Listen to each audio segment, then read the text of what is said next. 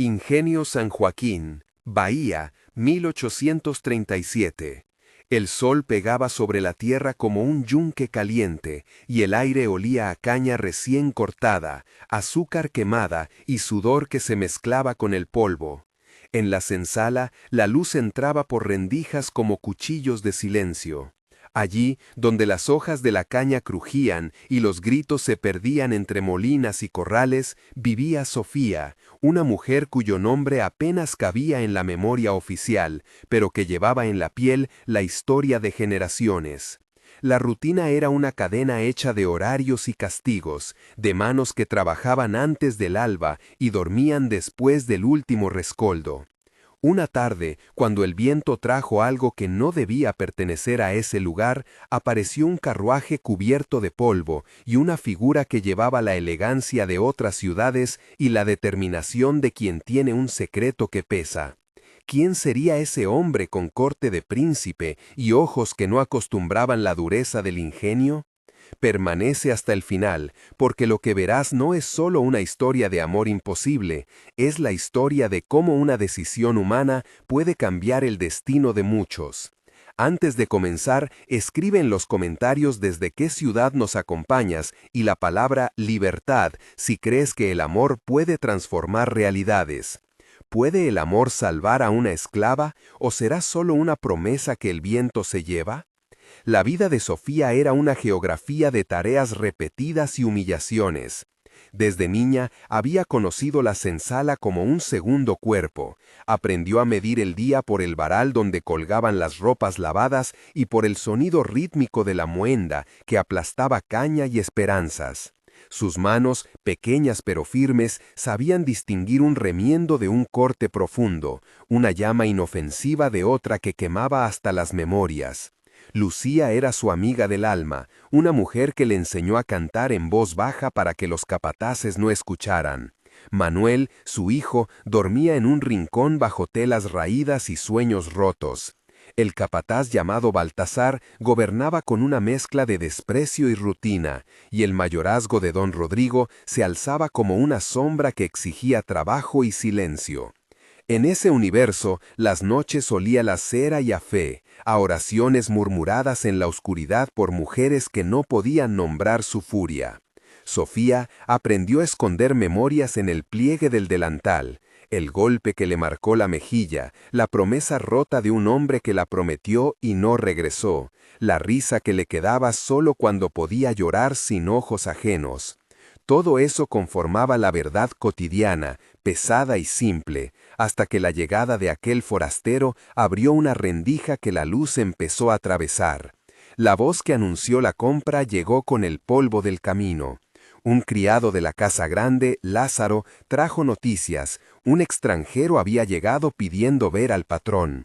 Se dijo que traía cartas, que hablaba con autoridad y cortesía, y que preguntaba por una esclava llamada Sofía. El rumor se deslizó entre las labores, tuvo el tacto de una hierba que se asoma en el borde de la vereda. Mientras limpiaba una marmita, Sofía recordó la vez que una niña de la senzala le había entregado un pequeño papel con una caligrafía temblorosa, una letra que hablaba de una oportunidad lejana, un nombre que prometía otra vida. Quienes trabajaban en el trapiche miraban de reojo a las mujeres que repasaban costuras y a los hombres que se inclinaban sobre la molienda, pero nadie esperaba que aquello se convirtiera en el principio de una disputa mayor. Esa noche, al regresar de la faena, la oscuridad parecía más cerrada que otras veces. El humo de la cocina mezclado con las voces de las mujeres tejía un manto que Sofía sintió como la antesala de un cambio. El hombre que llegó se llamaba Esteban, aunque en la casa grande lo llamaron Señor Esteban desde el primer instante. Su porte recordaba más a cortes de ciudad que a los dueños de haciendas, y traía consigo el olor a tabaco y tinta. A su lado cabalgaba un joven con gesto serio y ojos que no parecían de allí. Su nombre era Alejandro, y la gente del pueblo lo empezó a llamar el príncipe por la distancia que su presencia establecía con el resto. Hubo una negociación en voz baja en la sala principal entre Esteban y don Rodrigo, y palabras que sonaron como billetes y contratos. Sofía escuchó apenas fragmentos mientras apilaba pocillos, alforria, precio, condiciones, cláusulas que parecían escribir la libertad en pedazos. El diálogo fue íntimo, envolviendo el aire con correcciones y silencios largos. Don Rodrigo dijo que no estaba en venta la memoria de su casa, que una mujer era más que un precio. Esteban replicó que había documentos, oficios que hablaban de casos olvidados, de una promesa de manumisión que la familia había ocultado en un cajón de madera. Ese fue el primer choque, la palabra escrito contra la fuerza, la letra contra la palabra del capataz. Sofía sintió un mareo entre la mezcla de sabores, el dulzor latente de la caña, el metal de la tinta, la tierra húmeda bajo sus pies. ¿Sería posible que aquello que lleva una firma pudiera romper años de costumbre? El rescate, si así podía llamarse, no fue simple ni heroico en el sentido romántico que suelen imaginar las novelas. Hubo negociación y hubo encuentro, y sobre todo hubo diálogos largos y tensos que sellaron la primera fisura en la muralla. En la sala, Sofía se encontró frente a Esteban y Alejandro, frente a don Rodrigo y el escribano municipal llamado Padre Ignacio, que fungía como notario cuando convenía a la Casa Grande. Las voces dibujaron un tablero de intereses, diálogo expandido entre ellos. Don Rodrigo dijo: «No puedo vender lo que es mío». Esteban respondió: «No vengo a comprar lo que es suyo, sino a cumplir con un oficio que obliga». Don Rodrigo: «¿Qué oficio habla de alforria para quien ha servido generaciones?». Esteban replicó: «Un oficio de la corona, una orden registrada en el archivo parroquial». Padre Ignacio añadió: «He visto papeles así antes, pero suelen perderse entre los legajos viejos». Alejandro, mirándola a Sofía, dijo: «Usted no debe cargar con la deuda de otros». Baltasar gruñó: «Nadie decide por mi patrón sin consecuencias». Sofía habló por primera vez en la sala, en voz baja pero firme: «Yo solo quiero que me dejen vivir». Esteban le ofreció una mano que fue más simbólica que práctica, pero que pesó como una promesa. Don Rodrigo dijo entonces: «Si hay papel firmado, que se presente en el registro, si no, la ley me da razón». Esteban dijo: «Traeré testigos, traeré el archivo, traeré la ciudad entera si hace falta». Así se fue dibujando la posibilidad de una disputa que tomaría caminos de corte, tinta y testimonio. El viaje hacia la ciudad fue una sucesión de sensaciones nuevas para Sofía. Ya no era el viento de la caña, sino el viento de la carretera que olía a polvo antiguo, a cuero de los arreos y al incienso de las iglesias que encontraban cada aldea. El carruaje chirriaba y cada movimiento hacía recordar los golpes pasados. Al mismo tiempo, cada noche en un mesón era un aprendizaje. El sabor del pan blanco, la tela limpia sobre la cama y una almohada que no conocía el bozal del sudor. Esteban la observaba con cuidado, como quien mira una flor que ha sido golpeada pero sigue en pie. Alejandro le hablaba en voz baja sobre libros y mapas, sobre canciones que inventaba en voz baja para que ella durmiera sin miedo. En esa travesía, Sofía descubrió la palabra libertad en la boca de otros y empezó a probarla como quien prueba una fruta nueva. Olía a salitre cuando pasaron por ríos, a carbón cuando entraron a pueblos con fogatas y a tinta cuando llegaron al archivo municipal. En la primera noche segura, Sofía lloró hasta quedarse sin fuerzas. Sus lágrimas supieron a metal y a alivio. Aquella noche, la promesa del exterior exigió que ella se reconstruyera con paciencia. La integración a una vida que prometía más que trabajo fue lenta y llena de educación. En la casa de Esteban, Sofía fue enseñada a leer con paciencia, letra a letra. Aprendió que las palabras no eran solo sonidos, sino puertas que abrían archivos, testimonios y procesos legales. El maestro que llegó para enseñarla se llamaba Mauricio, un hombre que venía de la capital con gafas y paciencia. Sus lecciones olían a tiza y a cuero de libros antiguos. La relación entre Alejandro y Sofía también se fue transformando. Empezaron con conversaciones sobre el clima, sobre mapas de ciudades, sobre la distancia entre dos puertos. Luego vinieron las confidencias, los recuerdos de infancia y las heridas que ninguno quería mostrar. En ese espacio de enseñanza surgieron aliados. Ana, la partera, que cosía en la casa y que protegía secretos. Padre Ignacio, que en ocasiones se mostraba sorprendido por la voluntad de Sofía. Joaquín, un antiguo servidor que había encontrado en la nueva administración un motivo para hacer justicia. Los diálogos en esa fase fueron largos y cargados de subtexto. Mauricio preguntó: ¿qué te interesa más, aprender a leer o aprender a escribir? Sofía contestó: quiero las dos cosas, porque escribir me dará un lugar. Ana dijo: la aguja también hace escuela, Sofía, no la olvides. Joaquín murmuró: la historia se cambia con papeles, y yo sé dónde buscar papeles viejos. Alejandro, con timidez, añadió: yo puedo ayudarte con mapas y nombres, puedo mostrarte el mundo. La enseñanza fue también práctica: saber firmar el nombre, entender los sellos del archivo, reconocer una rúbrica falsa de lejos. Fueron pequeños triunfos que sabían a pan recién horneado y a hojas nuevas de cuaderno. Mientras Sofía aprendía a leer y a firmar, la noticia de su posible manumisión empezó a circular. Los poderosos no tardaron en reaccionar. Un coronel local, llamado Coronel Duarte, habló en la plaza sobre el peligro de que forasteros vinieran a perturbar el orden. El rumor se transformó en cartas anónimas que llegaron a la casa de Esteban y a las manos del alcalde. Se empezaron a escuchar consignas en los corrales de las haciendas vecinas: Alforria no puede ser excusa para la desobediencia. Una conspiración se tejió entre los que veían en la idea de libertad una amenaza a su propio sistema. Se hicieron pesquisas, se citaron testigos y se empezó a fabricar una trama de acusaciones: que Esteban era un agitador foráneo, que Alejandro traía ideas peligrosas, que Sofía no era más que una pieza en un juego mayor. Las acusaciones aparecieron en forma de cartas, de informes redactados por Baltasar y otros capataces, y de testimonios que mezclaban verdad y conveniencia. La atmósfera se volvió densa, como antes de una tormenta. El olor a lluvia se mezclaba con el miedo, y la gente miraba con recelo a quienes antes saludaban. En medio de ese clima, Sofía sintió que la educación era una mecha que podía encender también la ira de los que preferían la oscuridad. La escalada llegó a una investigación formal. Hubo una ronda de declaraciones en el registro parroquial donde se revisaron oficios y partidas.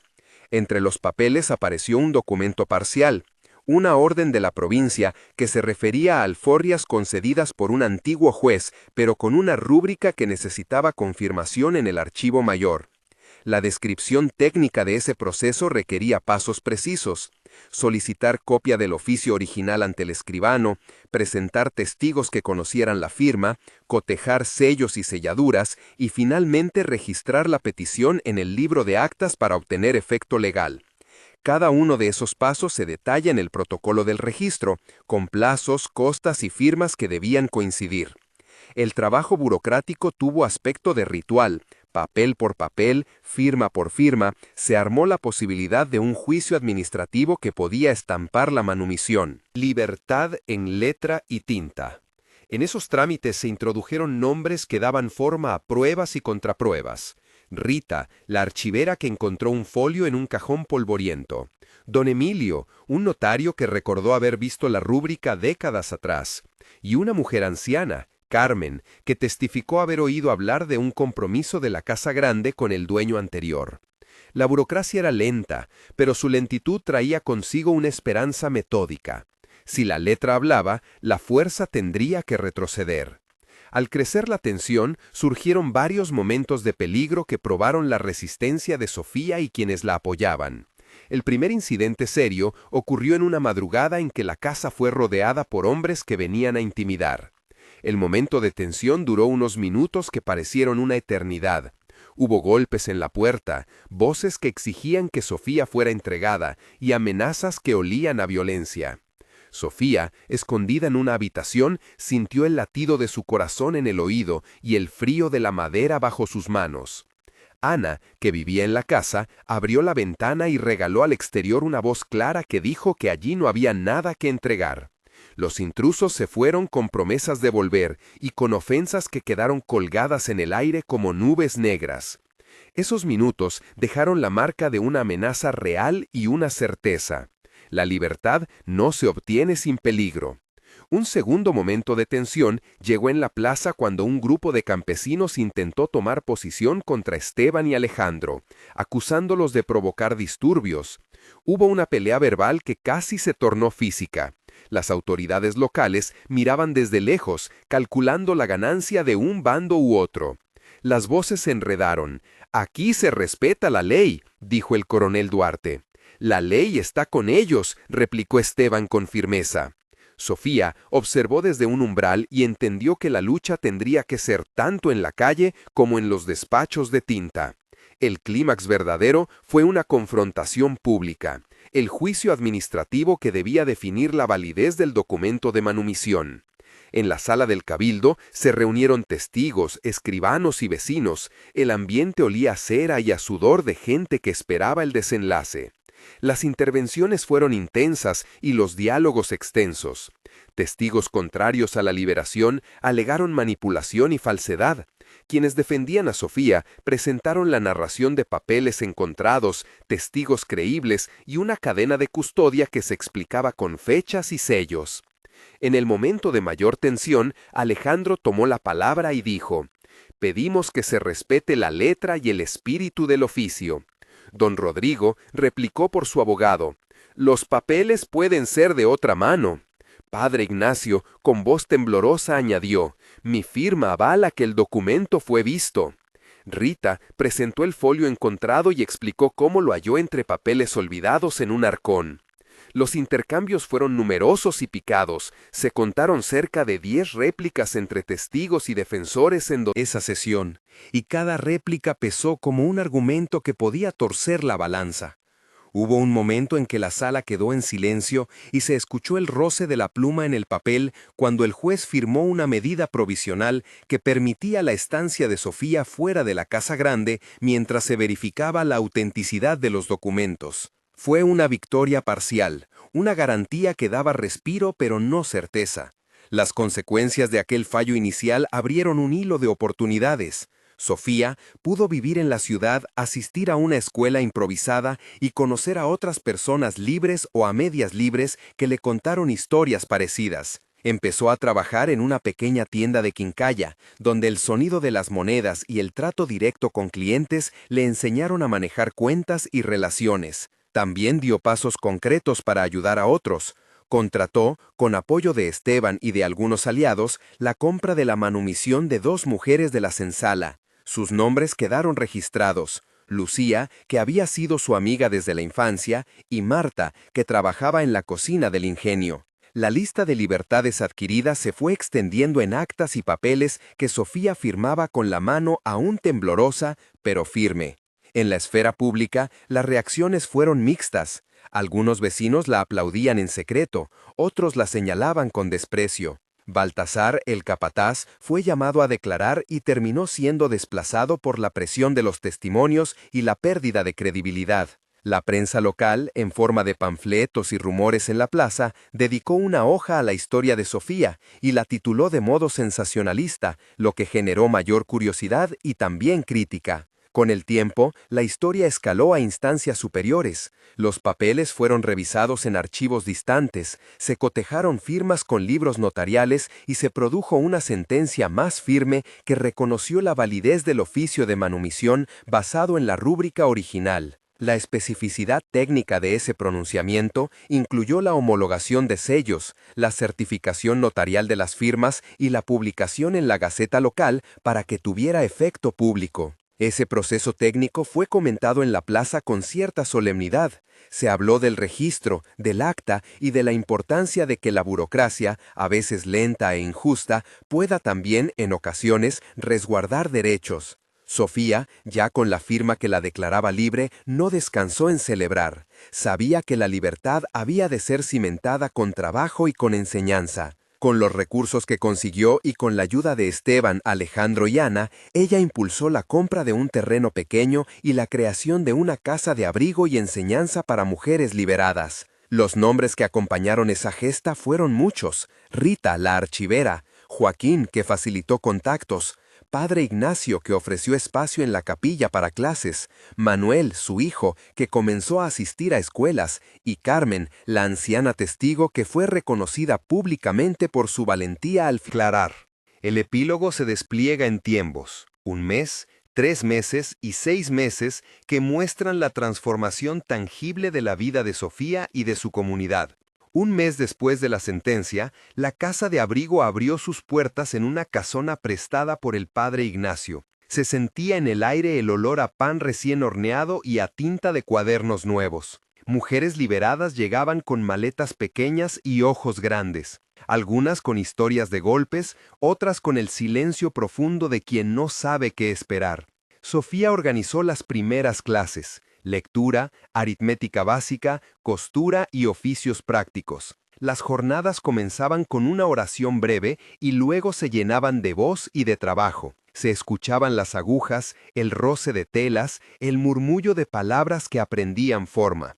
1 mes después, la casa daba cobijo a 12 personas y se buscaban recursos para sostenerla. La comunidad reaccionó con donaciones. Algunos comerciantes aportaron telas. Ana donó utensilios de cocina y Joaquín organizó una colecta entre vecinos que apoyaban la iniciativa. A los 3 meses, la repercusión fue mayor. La casa de abrigo se había convertido en escuela de oficios y en punto de apoyo legal para consultas sobre manumisiones. Sofía y un pequeño equipo, entre ellos Mauricio y Rita, empezaron a ofrecer asesorías: cómo solicitar documentos en el archivo, cómo redactar solicitudes al registro y cómo presentar testigos con credibilidad. El programa contaba ahora con actividades diarias y apoyo de un abogado urbano, don Emilio, que orientaba sobre cómo tramitar actas y registros. La comunidad aprendió a valorar la educación como herramienta de libertad. Se organizaban lecturas públicas en la plaza y algunos vecinos empezaron a enviar a sus hijos a las clases nocturnas. La casa sostenía además un pequeño taller de costura que proveía ingresos para mantenimiento y que permitía a las mujeres practicar un oficio remunerado. La reputación de Sofía crecía y con ella la visibilidad de la causa. Su nombre comenzó a aparecer en notas de prensa con una mezcla de admiración y recelo. A los 6 meses, la transformación se notó en la vida cotidiana y en el tejido social. La pequeña escuela había formado a más de 30 personas en habilidades básicas y oficios, y la casa de abrigo funcionaba con una estructura que incluía registro de beneficiarias, control de recursos y planes de reinserción laboral. Sofía había logrado, con la ayuda de aliados, que la alcaldía ofreciera un subsidio mínimo para sostener el proyecto y que la parroquia organizara actividades de recaudación. Se consolidó un consejo formado por Ana, Rita, Mauricio, Joaquín y la propia Sofía, que discutía casos individuales y estrategias para proteger a quienes quedaban en situación de vulnerabilidad. También se abrió un pequeño taller legal en el que se enseñaba a preparar solicitudes de manumisión y a identificar irregularidades en escrituras y oficios. El cambio, aunque parcial, comenzaba a verse en rostros que antes caminaban cabizbajos y ahora miraban al frente. Sofía, que había llegado con cicatrices visibles y otras menos visibles, era ahora líder reconocida. Una mujer que entendía que su libertad se sostenía con la educación que podía transmitir. Los nombres de quienes acompañaron esa trama quedaron inscritos no solo en actas, sino en la memoria colectiva. Lucía y Marta encontraron trabajo en talleres de costura y en la tienda de quincalla. Manuel, el hijo, comenzó a estudiar en la escuela municipal. Padre Ignacio publicó una nota defendiendo la importancia de las pruebas documentales. Coronel Duarte perdió influencia local frente al peso de las pruebas y la opinión pública. Baltasar fue desplazado y condenado a responder por malos tratos en una causa menor. La acción colectiva había hecho efecto, y la figura del extranjero que llegó con apariencia de príncipe resultó ser, en realidad, un aliado complejo. Alejandro no era noble por cuna, pero sí por convicción. Y Esteban tuvo que lidiar con contradicciones de su propio pasado que lo llevaron a decidir por la justicia más que por la conveniencia. Las instituciones locales empezaron a mirar con más cuidado los archivos y a atender peticiones que antes hubieran sido ignoradas. La conclusión emocional de esta historia es clara y compleja a la vez. Sofía pasó de ser una figura reducida por la violencia y la costumbre a convertirse en agente de cambio que multiplicó su libertad en la vida de otros. Desde el golpe hasta la enseñanza, su travesía mostró que las decisiones individuales pueden transformar la vida de una comunidad cuando se acompañan de documentos, testimonios y persistencia. La acción colectiva fue la creación de una institución local que asistía en casos de manumisión y formaba en oficios. Y la repercusión social fue un debate público sobre la dignidad y las obligaciones legales antiguas. Si algo queda como lección, es que la libertad no es solo la ausencia de cadenas físicas, sino la construcción diaria de oportunidades y conocimientos. Si esta historia te tocó, comparte la palabra libertad en los comentarios y di de qué ciudad nos acompañas. Suscríbete para más historias que rescatan la memoria de quienes hicieron del coraje una forma de vida. Y recuerda, a veces el amor aparece como un espejo, pero es la decisión colectiva la que pule ese espejo hasta convertirlo en ventana. Así, entre papeles, voces y manos, Sofía encontró no solo un nombre, sino una comunidad, que no permitió que su historia se perdiera.